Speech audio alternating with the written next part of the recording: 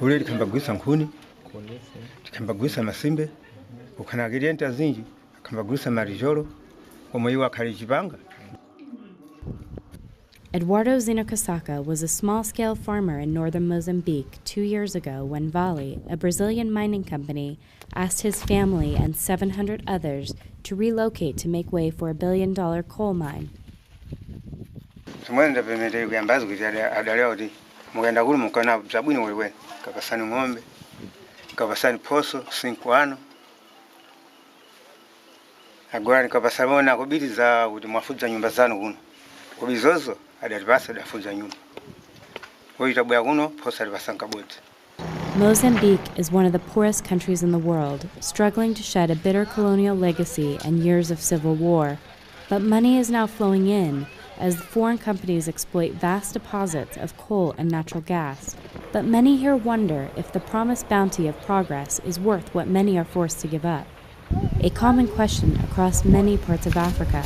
The resettled people never asked anyone for help during their lives, and they survived. Back there, they had their livelihoods. They were fishing, artisans, and farmers.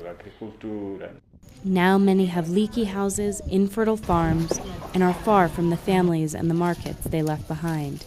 The situation in the areas that they are being relocated and resettled should be better in terms of housing, in terms of education, in terms of health care, better situation in all aspects.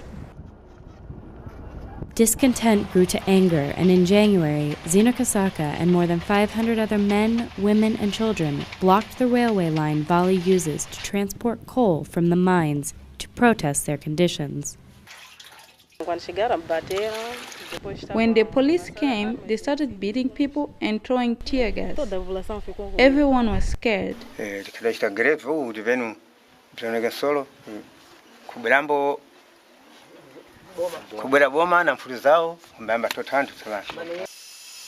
Eventually, the government, with the backing of the mining company, agreed to address some of the issues.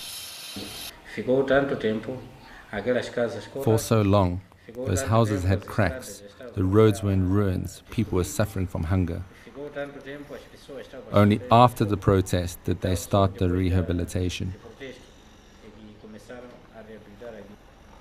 I cannot say there was no problem, but the problems that happen, we, in coordination with the government, we face the problem, we are solving them.